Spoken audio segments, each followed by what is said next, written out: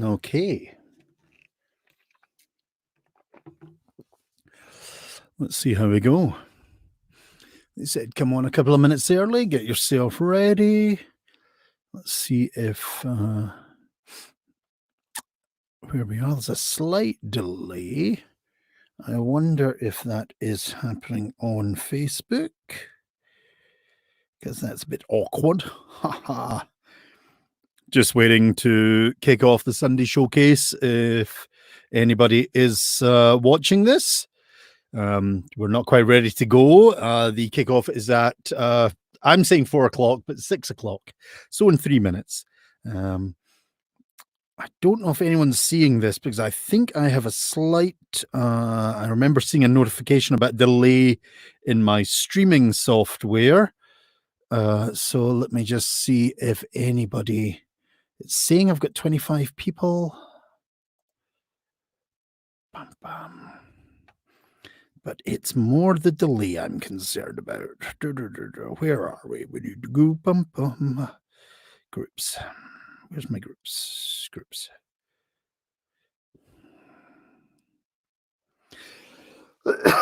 Excuse me. Christine, thank you very much. So we're just ready to work off. Christine and Christy. South Carolina, lovely. So you can see me? Can you hear me okay? I don't know what the delay, if there is a delay, you see. So sometimes you get wee kind of time delay on these things. So if anyone can just confirm if they can hear me okay, that would be lovely. A couple more minutes before we kick off. Bum, bum, bum. I don't think I'm on the Socially Distant Fest site quite yet for the... They're saying 5 minutes. Very well. Lovely. Thank you. Thank you, Christine. Sorry if I look like I'm looking at my phone. It's because I am. I need to remember this camera's up here now. I've literally just got some new equipment into the studio, a new camera, so I need to remember to look at it. My old one was a bit more centered, but the tripod hasn't arrived yet, so I'm having to keep it slightly off to the side because I don't want it to fall because it's a really expensive camera. We can hear you. Thank you, Bert. Lovely. So I'm going to be brutally honest. I don't know what quite happens here because this is part of the showcase. We're kicking off and opening the showcase today. And I'm presuming an admin will tell me to go. I don't know, though. So it's all very exciting. It really is. So we'll just wait. It's another minute until the hour. And we'll see what's happening.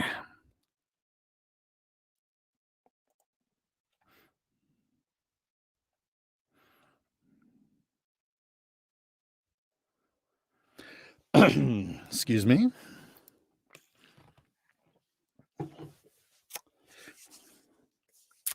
Bum-ba-dum. Okay, well, that is the hour. So let's see if we get a note from an admin, or has an admin actually already confirmed? I don't see one here unless I'm not recognizing the name.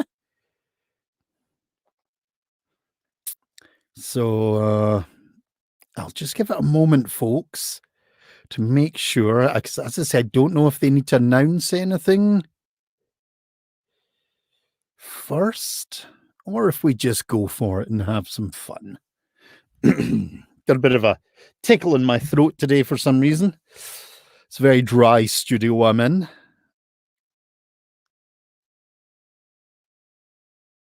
Okay, I'm not seeing an admin notification here.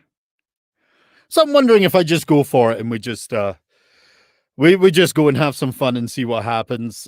So, ladies and gentlemen, I don't know if there's a notification going on Facebook before we kick off here. I don't see anything quite showing up. So I am going to begin. He says very warily begin. Because as I say, I'm not seeing anything coming up and I just don't know how much of a delay there is. But It's 1601. It's 1601 in Calgary. It's obviously 1801 when the actual festival kicks off. So let's just go for it, folks. Good afternoon. My name is Calum Lykan. I am a Scottish storyteller, and this is part of the Sunday showcase for the Socially Distant Fest. So I want to thank everyone for joining. And just to confirm, let's just get a double check. Can everyone see me and hear me so we can begin safely and soundly? Just if someone gives me a thumbs up or something again, just to make sure that we're all okay, that everything is coming through lovely, that would be amazing, and we'll get started properly. I'm seeing about 36 people here. So I think we're pretty good to go. But as I say, I just haven't had that admin approval that normally goes through. Waiting with bated breath, folks. Yes, okay, Karen, loud and clear. Right, excellent, guys. Do you know what? We're just going to go for it, and hopefully, people are hearing me, people are seeing me. As far as I'm concerned, that means it's showtime. So I am Calum Lykan. I am a Scottish storyteller. This is my profession. I did travel the world doing storytelling all over, and I'm now based up in Calgary in Canada. So we are part of the Socially Distant Fest. Today, this is their Sunday showcase. So there's a whole wealth of performers coming up after myself. But for the next 50 minutes, it's me, and it's all about me. Ta-da! So one of the things that we always like to say, and just remind everyone, sorry, just a big message came through, is that although this is like a free event for you to view, there are tip jars available with all the performers. If you have a look at the sort of information about our show, you'll see the tip jars for PayPal and other things. And if you enjoy the shows, please, if you've got a couple of bucks to spare, whatever, do tip the performers. It just gives us an idea of we're doing the right thing for you. Because basically, a lot of us are out of work. That's the God's honest truth of it, folks. I think my next gig is the middle of September, is the next booked event because of everything that's going on. However, I do also offer a special deal. If you donate $15 or more to myself. Now, this is a new camera, so I just need to see how this is going to work. Are you going to autofocus for me? Oh, it's not going to autofocus, the cheeky thing.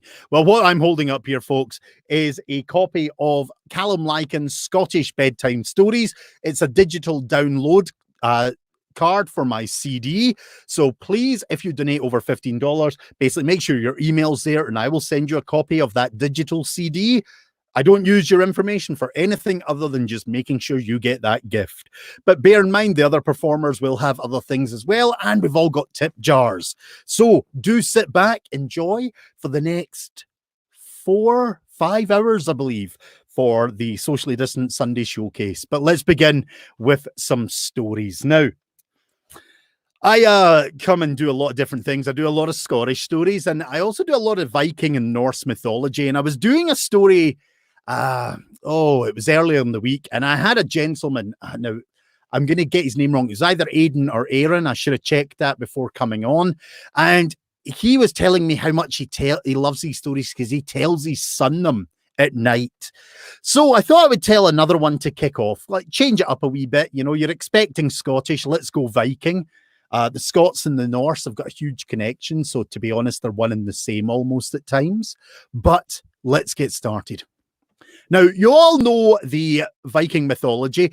And the reason I say that is because Marvel movies have kind of introduced it to us all. We're all aware of what's going on. We've seen Odin, we've seen Loki, and we've seen Thor on the big screen. And it gives you a little kind of very stylized feel for the Norse mythology, Asgard, and all the heroes. But I need to make one thing very clear, folks. Thor is not what you see on Marvel movies. He is, he's not an Adonis. He is, he's not Australian. He doesn't have blonde hair, and he's certainly not Chris Hemsworth. The real Thor is a bear of a man, a big, rugged, wild character. And basically, it said that he's got wild red hair, a big bushy beard, and eyes that burn like fire. And Thor's whole thing is about killing giants. With his hammer, Mjolnir, he travels the realms and literally fights. He is the protector of the gods, it's said. And this is a story about Thor. And it's a story about how Thor, well, even the great thunderer gets a wee bit bored with killing giants. So he decides one day he wants to do something a wee bit more, a wee bit different. And he gets it into his head that he wants to go fishing. So Thor realizes that there's a prize that he's been after for a while, and fishing will get him that prize. But the problem is he needs a master fisher. He needs somebody who can actually help him achieve his goals. And there is only one fisherman of that renown. And it is none other than one of those giants that Thor doesn't like. Hymnir, the greatest fisherman in all the realms. Well, Thor realizes the problem with this is he can't just turn up at Hymnir's because he's Thor. Everybody knows Thor. So he decides he has to disguise himself. And he comes up with the plan that he'll dress himself in silks and satins, he'll braid his beard with ribbons, comb back his wild hair, put it in a nice ponytail. He'll dress himself up neatly so that he looks like any other merchant that would be traveling the realms. And that's what Thor does. He gives himself a good scrub, brushes his hair, braids it, puts ribbons in his beard, puts on silks and satins and fancy clothes. And when he steps back and looks at himself, well, not even Thor recognizes himself. Finally, he takes Mjolnir and stiffs it into his tunic, and then he's ready to go. And he heads out of Asgard across the realms, heading towards Jotunheim, the home of the giants. Now, it's a few days across land and a few days across sea he travels, and then back onto land in Jotunheim, traveling. And he's heading towards the coast or along the coast now, and all of a sudden he sees it in the distance, and he sees a wee cottage just by the sea. Surrounding that cottage is a huge herd of cows, and he knows this is Hymnir's home. Because Hymnir is not just the best fisherman in the realms. He also has prize cattle, which he loves dearly. So Thor, dressed as a trader, as a gentleman, goes up to the door and knocks. And the door is answered by a rather gruff, rather moody-looking giant who sees this tiny creature on his door. And of course, Thor simply says, I'm a traveler that is lost. I seek shelter for the evening. Now, the laws of the land say that if a traveler comes to your door seeking shelter, you need to let them in. Hymnir is aware of this, but he just doesn't want to. He doesn't like company. He doesn't like anything other than fishing and his cattle. So he does everything to dissuade this puny-looking creature. I've got no room for you. And of course, Thor's like, it doesn't matter. I'll sleep anywhere. Oh, it's a cold, cold cottage. And Thor's like, I don't care. I've got my robes. And I've got no food for you. And he does everything. The cows will wake you. This'll happen. This'll happen. And Thor, he just keeps dismissing every challenge because he knows he needs to stay the night. And eventually Hymnir, despondent and miserable, acknowledges this. He invites the man in and shows him to a cold, dark bedroom with a stone slab to sleep on. And he says to the man, this is your room. You'll no get much sleep. It's a cold cottage. There's nothing to eat. The cows will keep you up all night. And then in the morning, I'll probably wake you as I'm heading off fishing bright and early. And this is what Thor had been waiting on. He'd been waiting on any sign of fishing, and he leaps on it. Oh, fishing! I would love to join you. And now Hymner has another problem, because he hates people and he hates company, and he certainly doesn't want to take anyone out fishing. So now he spends the next couple of minutes trying to dissuade this man, but no rhyme or reason will put him off. So Hymner acknowledges it, and both parties go to their beds. But Hymner sits there for a while thinking, well, I can't get rid of him, but you know what I'll do? I'll just get up even earlier. I'll get up and I'll head out, and basically, before he's even awake, I'll have milked the cows and I'll be away on the ocean fishing. Well, that's what he does. He gets up bright and early.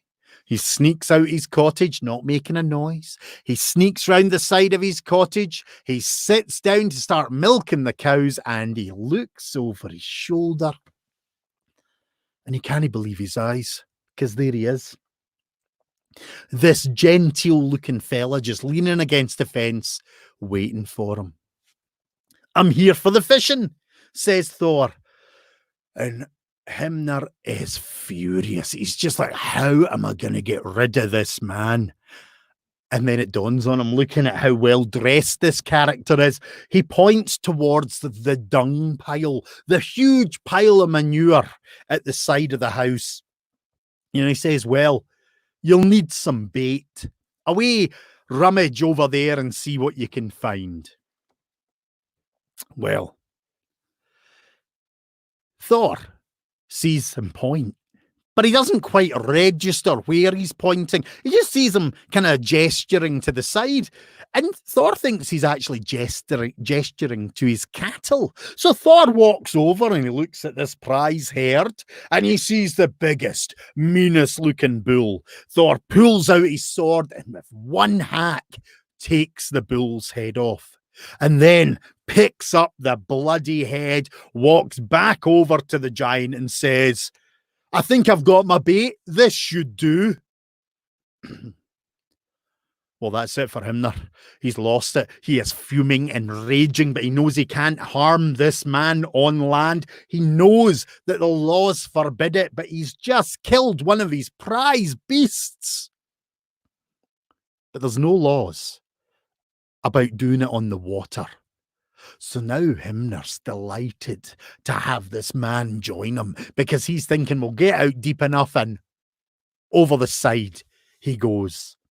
So now giant and man walk down to the beachhead. They get in the boat, and Thor says, I'll row. I'll take that. I'm your guest. And Hymner laughs, looking at this puny creature, but then he can't believe what he's seeing, because as Thor grabs the oars and starts to row, the wee boat's bouncing across the waves in the water, and soon enough they're at Hymner's favourite fishing ground. And he says, so, it's time to stop. We're here. But Thor looks at him and says, no, let's go out a wee bit further. There's bound to be better fish out a bit further. And he keeps rowing, and the waves get a wee bit higher. The heavens get a wee bit darker. The boat starts to get a wee bit more rocked and pitched. But Thor keeps rowing, and Hymner's getting a wee bit worried. Stop, we're going too far. But Thor's like, no, a wee bit further.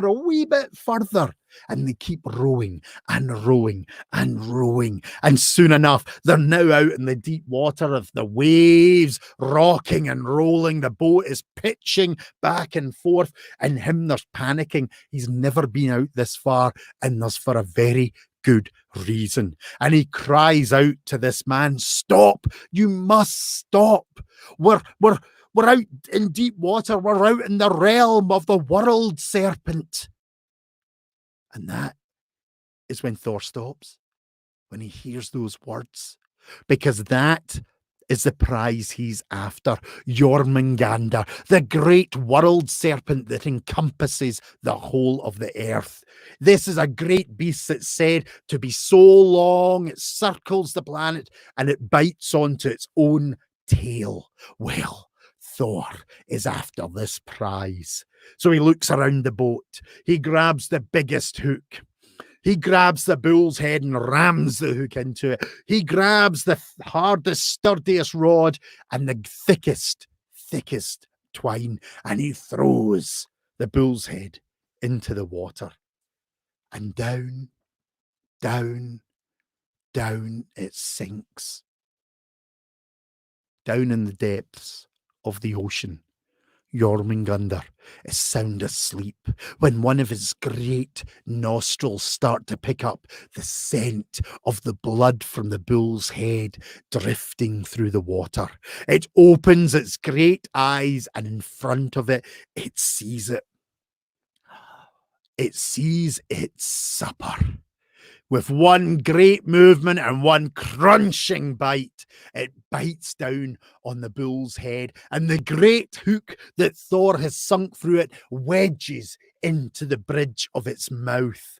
The great beast roars and bellows and thrashes about under the waves in agony as the hook goes deeper and deeper.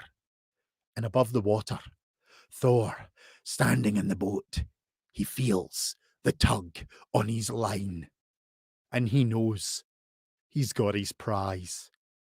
And now we have the most monumental battle. God against world serpent, struggling, fighting, the serpent thrashing and diving and getting pulled up and diving, Thor winding slowly, and Hymnir, the giant, panicking. Above his head, thunder and lightning in the heavens, the waves bucking and rolling, and he can see a great mass slowly rising out of the water, and he is terrified. He knows what is happening, and as he looks at the man, and as Thor's muscles rip through the clothes, as his beard and hair become loose with the struggle, for the first time ever, Hymnir realizes who is standing in his boat, none other than the thunderer Thor. And as the great serpent's head comes up above the water, bloodshot eyes, teeth as long as a man's body, a breath of 1,000 corpses filling the air, Hymnir cannot take it, and he faints in the boat. But Thor is winding and ready to fight. As he's bracing with the rod, he reaches into his tunic, pulling out Mjolnir, ready to kill the great beast. But just at that moment, Hymnir regains consciousness. He sees the great world serpent looming above him, and he pulls out his knife and starts hacking at Thor's line, the only thing he can do. And as the knife cuts through the line and Thor falls back into the boat as the pressure's released, he sits up and he sees the great head of the beast sinking slowly beneath the waves, disappearing, sinking down to the depths where it will stay for the rest of its days. And Thor sits up, anger, rage. He's lost his prize, the one thing he was after. He'd cleared a space on the wall for that head, and his anger, his rage is there. The heavens are filling with thunder and lightning even more. He's grabbing Mjolnir, and he needs to vent. And there's only one thing he can vent on. With one mighty swing of his hammer, Hymnir is sent flying through the air and splashing into the waves, where his dead body sinks down to the bottom of the sea. And Thor is angry. His rage is there. He's not sated. And he rows back across the waves, back towards the beach. When he gets to the beach, his anger, it's still there. He goes up to Hymnir's cottage and destroys the cottage. He kills every animal, every beast he finds from that herd. But still his anger is there, but there is nothing left to vent it on. So Thor turns and starts to walk.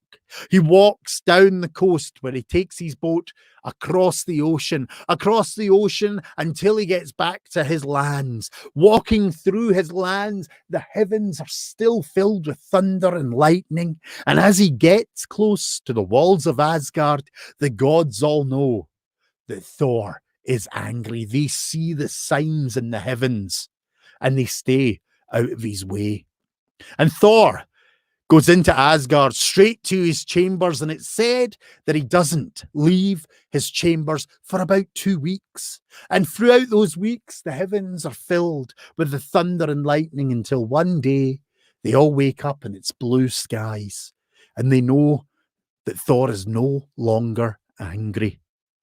And Thor lost his great prize. He never faced Jormungandr until the fateful day of Ragnarok.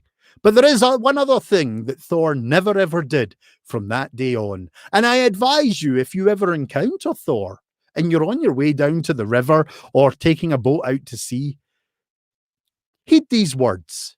Never ever invite Thor fishing. Thank you.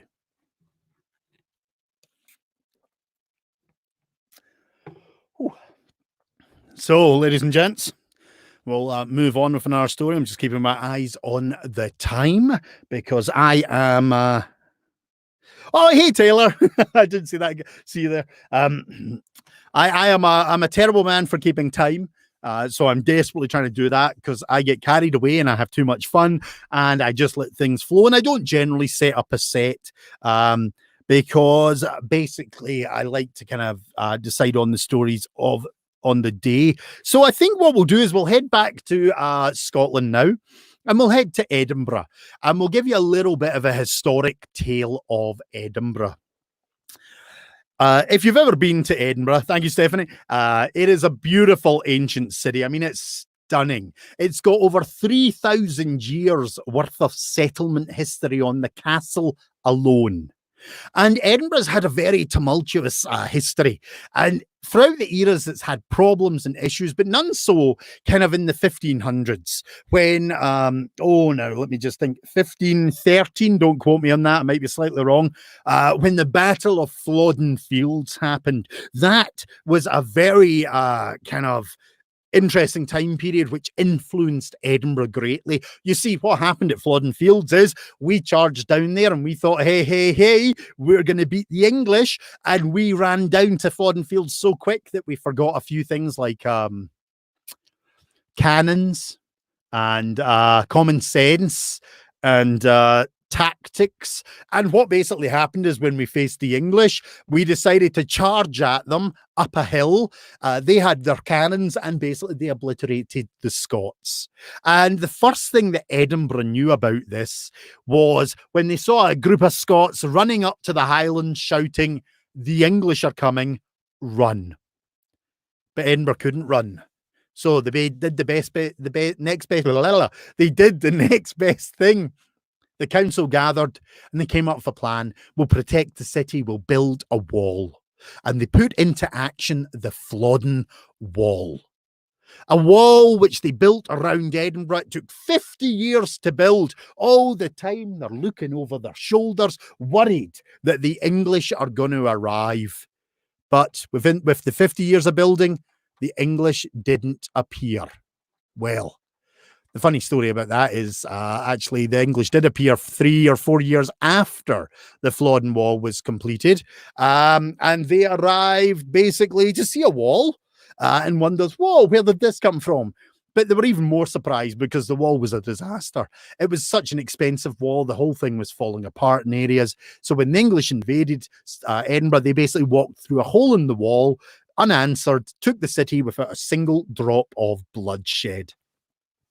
So there you go. There's just a brief bit of Edinburgh history. However, that wall, the Flodden Wall, encased the city 1/2 mile by 1/4 of a mile. It was a tightly packed city where at one point 10,000 people went up to 35,000, well, between 35 and 60,000 people, it was said, all crammed in a mile, 1/2 mile by 1/4 mile, a tiny area to live. So we built up into what is now known as the towering tenements, or the first skyscrapers. But it was a place of filth and degradation, raw sewage in the streets. It was just a horrible place to live. So it's no matter, makes common sense that when basically the time came and people had the money, the rich of the city turned around and said, you know what, we want out. And they started building what is known as the new town. And the new town in Edinburgh is a big, fancy, very upper class area. Still to this day looks very posh compared to the kind of slightly dingy historical old town. But our story starts with a couple of lads from the old town, Malachi and Angus. I was about to say Hamish, that's my dog. Angus and Malachi. Malachi's an Irish laddie. Angus is a wee Highland boy. And they're basically living in the old town with their families. And because they're the kind of oldest sons, they're having to help support their mothers. Their fathers are no longer there. And they're helping their mothers and supporting their brothers and sisters by working. And at that time, the best money to get was over helping build the new town. So Malachi and Angus are builders, they're labourers, working in the new town, hustling away, trying to help build things. But these two lads had a dream. They had grand and lofty ideas. They wanted to be sedan chair runners. Now, if you're unfamiliar with a sedan chair, that is basically one of those weird contraptions, the box with the two guys at either side with the poles and they run back and forth. And a person of wealth sits in it as they get carted about, kind of like a taxi of its day. So these laddies wanted to be sedan chair runners, but there's a problem. You need money. Yep.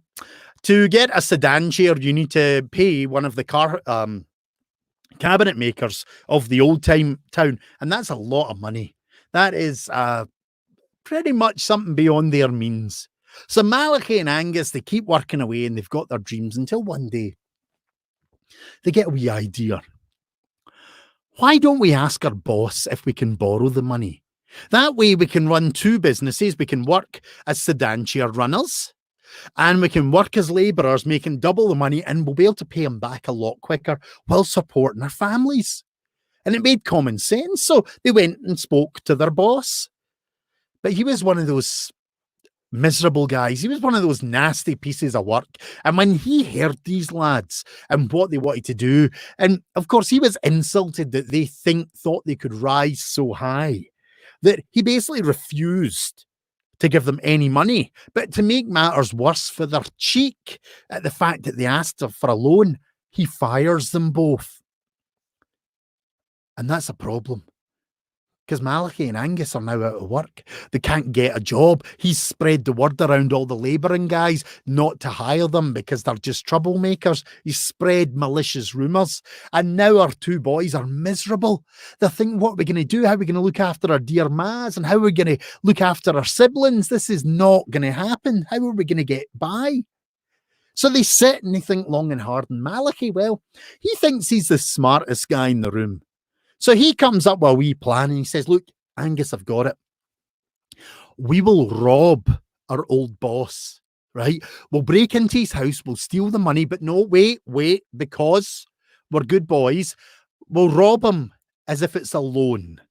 So we'll keep paying back the money without him realising we've taken, I'll work out fine, says Malachi. And of course, Angus, after a wee bit of this and that, is persuaded into it. So the two lads head down into the grass market of Edinburgh to see where their boss lives to break in. And that's when they realise the problem. You see, Edinburgh has all these towering tenements, and their boss lives a fair whack up one of them. And there's no way they can get in because he's got a bit of money. There's actually security on some of the doors of these, so they can't just sneak by. There is no way for them to break in. What they need is they need to be able to climb up the side of the building. They realise they need a rope. Perfect, right? So we need to get a rope, and what we'll do is we'll scale the building, we'll break in, we'll get the money, and basically we'll buy our sedan chair, and then we'll pay him back. He won't even know, and it's like a loan, but we're stealing him for a loan. It's all very straightforward, says Malachi, and Angus by this point is on the roller coaster ride. But now the boys need a rope. So a rope's expensive. They can't buy one. So now they beg. They plead. They go to all their friends in the building works and ask if they can borrow a rope. But the word's out on these lads. And everyone thinks they're no good. So nobody's willing to take a chance letting these boys take a rope because they think they will only get it back. So now Malachi and Angus They're just out of luck. And they're just down in the dumps, wondering what they're going to do. So they sit down on the steps of St. Giles Cathedral. And they just sit there feeling miserable for themselves in the heart of the old city of Edinburgh, wondering what to do. And Malachi looks behind him and he says, you know what, Angus, we're here. We may as well go into the church and pray. I mean, what have we got to lose? Nothing. We may as well ask the big one if he can help. So they go into the beautiful St. Giles Cathedral and they walk down towards the pulpit and they get Great Cross and they're looking around at all the beautiful, stained glass window, all the beautiful wooden pews, all the gold crosses and religious icons that basically could pay for half the city. And they go up to that pew and they drop to their knees and they put their hands together and they lower their heads to pray. And just at that moment, the great bell of St. Giles Cathedral starts ringing. And ringing and ringing and ringing. And Malachi is up on his feet like the gunshot, the starter pistol at a race. He's on his feet and he's dancing about and he's looking at Angus and he's saying, the bell, Angus, the bell. And Angus hasn't got a clue what's going on. Malachi drags him out the front of St. Giles and round the side and he keeps repeating, the bell, the bell, the bell. Well, Angus eventually gets some common sense out of him and Malachi explains the bell is a rope. The bell rope, how they ring the bell, it's got a great big rope. We could take that rope to break into our boss's house, get the money from the boss's house as a loan, buy our sedan chair, make the money back and repay him the money without him really knowing. And basically no one will be the wiser and we will have our sedan chair and we'll be able to support our families. It's perfect. But Angus isn't happy about this because what Malachi's suggesting is we steal from the church. And both boys are religious, but Angus isn't happy. So it takes a fair bit of persuading for Malachi to basically browbeat Angus into agreeing to this. And they come up with a perfect plan. And that night, they put it into action. They sneak into the church just before it's closed. They hide in one of the corners and they wait for the church to be sealed up and all the staff to go to their quarters and settle down for the night. And when it's all peaceful and quiet, both the boys sneak out. They walk through the church, tippy-toeing towards the bell tower. They grab the bell tower door and they turn the handle and it's locked. Oh no, the bell tower's locked to get to the steps, which would allow them to walk up to get the rope from the bell. What are they going to do? And to make matters worse, it's one of those old bell towers that you can actually walk into. And you can look right up at the bell and the rope is literally there to touch. And both boys are now just, they're broken. They're looking at this rope. They're looking up at the bell. They can see through some of the windows the steps heading up and they can't get near them. And that's it. It's all over for them. What are they going to do? And as Malachi looks up at the bell, looking at the rope, it comes to him. Angus, I've got it. Hold on to the rope for me. Hold it tight so it doesn't move and the bell doesn't ring. I'm going to shimmy up the rope, okay? And when I get to the point, what I'll do is I'll cut the rope and basically we'll basically have rope that we can break into our boss's house and steal the money as a loan and, buy our sedan chair and pay him back. And of course, Angus at this point is not even thinking. So he's like, yeah, let's do it. And he grabs the rope and up like a whippet goes Malachi. And when he reckons he's up there about the right length they need, pulls out his knife and from underneath him, he cuts the rope. Now, it's a big, thick bell rope and he hasn't warned Angus for fear of waking any of the staff. So Angus is standing there when all of a sudden Angus feels the rope go a wee bit loose, looks up to see about 30, 40 foot of thick rope pummeling down on him. And poor Angus is knocked near unconscious at the bottom of the bell tower, covered in rope. But now, up there, we've got Malachi dangling on the rope, thinking to himself, how am I going to get down? How am I going to get down from here? And then it comes to him. If I just cut the rope above my hands, I'll be able to get down. It's perfect. And that's what he does. He takes his knife and he starts slicing the rope above his hands. And when he cuts through the rope, of course, he plummets down the bell tower.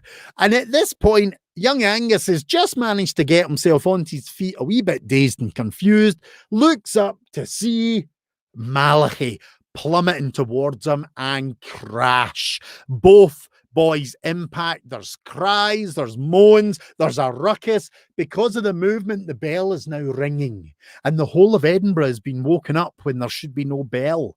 All the staff of St. Giles are now up, wondering what's going on. The great doors of the cathedral are being banged from the town watch, and the doors are opened, and in come the watch, and all of them find at the bottom of the bell tower these two lads groaning and moaning in agony, entwined in rope. Well, Malachi and Angus are dragged out of St. Giles Cathedral, and thankfully their destination isn't that far. It's the Tolbooth prison, which sits in the square just in front of the cathedral, and there they're placed in the most miserable conditions, awaiting trial. And when their day of trial comes, both are rather saddened to see who the judge is. If memory serves, his surname was Melville, and he was a reputed hanging judge. He took great pleasure in hanging everyone and anyone for anything.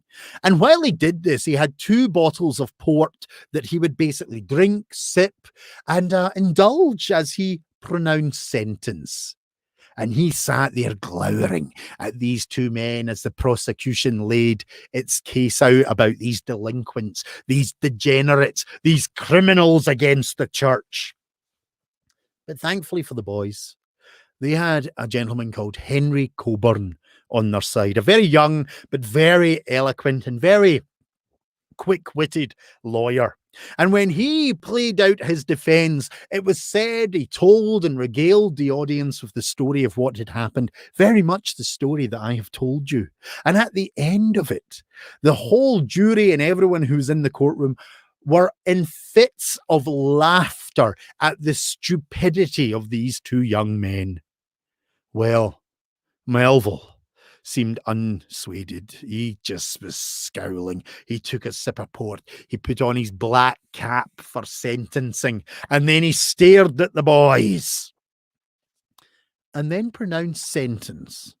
A sentence which nobody expected, and it began a bit like this. I will not put the city of Edinburgh and its people to the expense of hanging either of you, as it is so obviously clear that you will manage to do it to yourselves one day. And what he did is he passed a very simple sentence, similar to what we call community service to this day. The boys had to work off their debt, they had to pay for a new rope for St. Giles, and they had to work around the city, which, because they were hard-working lads and felt awfully guilty, Malachi and Angus did at quick pace. And both boys paid off the rope and paid off their debts to society. And it was said that on the last day of paying off their debt, they received an envelope. And in that envelope was a very curious note to say, go down to one of the cabinet makers on the grass market. When the boys arrived there, waiting for them was a sedan chair. A benefactor had donated this gift to them, and they have no idea who it was. But from that day on, Malachi and Angus became 2 of the hardest working sedan chair runners in Edinburgh, creating a tiny empire for themselves and being able to support and look after their mothers and their siblings till the end of their days. Until the end of their days, they never knew who actually was the benefactor. But A curious thing did happen on the first day. Pretty much their first ever customer was none other than Melville, the hanging judge. And at the end of the journey, the boys were a bit like, oh, we can't charge this man. No, no, no, no. We won't ask him for any money. But it became very obvious to them from the first journey to the very last journey that he took with them, which was many, that he had no intention of ever paying for his fare and no intention of ever talking to the two boys while they travelled. Melville, to this day, we believe, was the benefactor, and all he was really looking for was a free ride around Edinburgh till the end of his days. But, as we say in Edinburgh, you just never know. It's a curious city with curious history, and nothing quite makes sense. But this is a true story. It's called The Bell Ringers. It is one of those accounts that did happen. As ridiculous as it sounds, the documents are in the legal areas of Edinburgh and in the what we call the National Archives of Scotland. So there you go. That is The Bell Ringers of Edinburgh. Thank you very much, folks. So I think we have time for one very quick story. And I think I'm going to tell you a ghost story. Yes. Okay. Because we've only got a few minutes left. Very quick, but most terrifying. This is actually the most terrifying ghost story in Edinburgh. Okay. I want you to be ready for this, folks. I want you to be prepared. If anyone's of a nervous disposition, please get behind the couch. Edinburgh is a ghostly city. It's a very haunted city. It's dubbed the City of the Dead on many occasions. And basically that's due to the graveyards. It's due to what we call the underground city, which is subterranean vaults. Now, in one of those subterranean vaults, oddly enough, we built some bars, some taverns. And one of those taverns is known as Whistle Binkies. And Whistle Binkies has a terrible, terrible problem with ghosts. A couple of ghosts that haunt it. One is called the Watcher. Yeah. Can anyone guess what he does? Yeah. He basically watches you. He'll sit at the bar and stare at you, a grey-clad figure. They believe he was one of the security watchmen from the old vaults that were there. And basically, he'll just come in and out of the bar and just stand and stare at people. And it's rather unnerving. But the second ghost is the one that causes the problems. And he is called the Imp. Now, the Imp is fantastic. He is mischief and mayhem and trickster. All the shops along the bridges, they have problems. Items being moved, jewellery being taken, and not by shoplifters. Things getting moved about in the middle of the night, and just general chaos.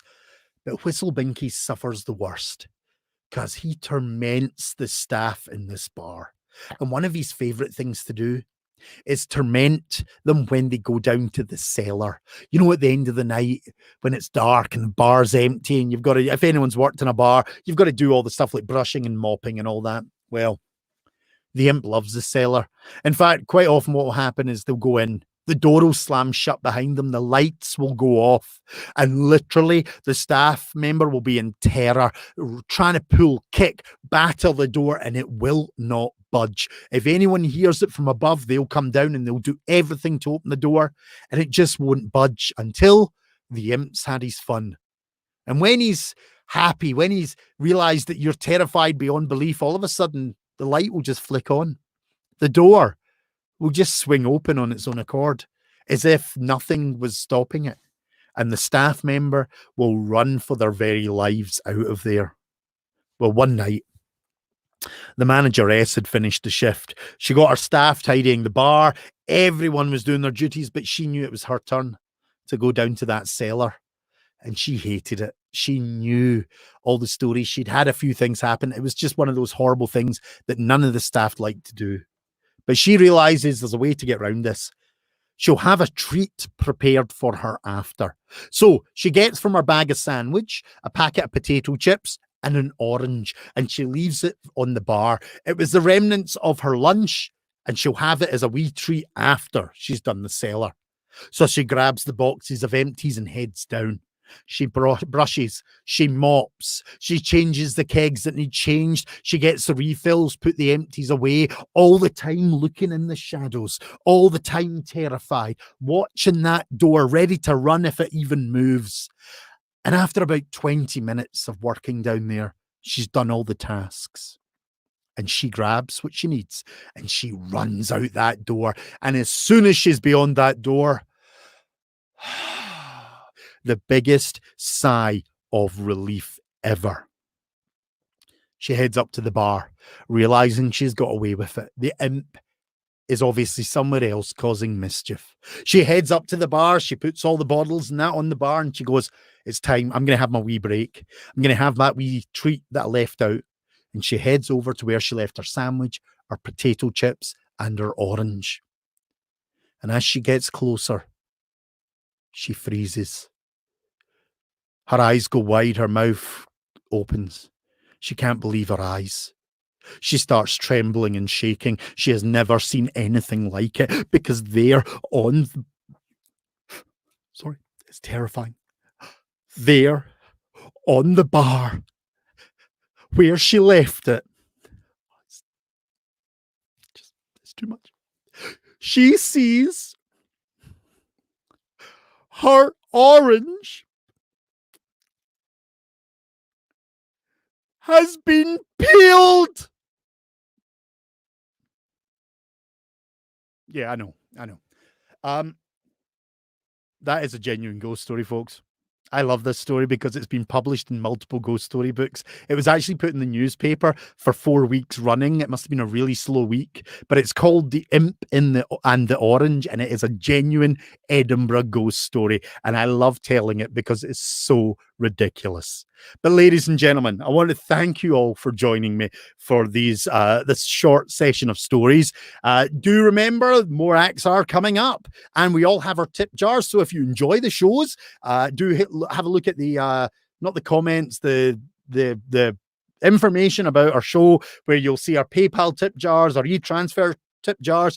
If anyone donates over $15, I will send you a copy of my Scottish Bedtime Stories download CD, a collection of gruesome and grisly Scottish tales. Definitely not for the faint of heart, definitely not for the youngsters, but anyone who's donating over $15 gets that. I believe The Imp and the Orange is on that, as well as another collection of bits of history, some gruesome and grisly stories, resurrection tales, hangings, cannibals, just the delightful things about Edinburgh and Scotland. It's just how it goes. But I want to thank you all for joining. It's been a pleasure. Hopefully you've enjoyed the stories as well, folks. I should have checked who was up next, because that's really bad of me. As a guy who works professionally as a host and MC, I should have checked the next performer to let you know who's coming up next. But I'm sure it'll be a fabulous musical act or entertaining act if it's not music. And I hope you hang about. The showcase is on for about another 4-5 hours, something like that. Something we do every Sunday on the Socially Distant Fest. Do enjoy, and if you are donating and tipping, remember the guys, the admins who do this, they also have a Patreon account, so you can also donate to them for all their hard work. But thank you for joining. It's been a pleasure. My name's Calum Lykan. I am a Scottish storyteller. Follow me on YouTube or Facebook. It's been a pleasure, and enjoy your evening.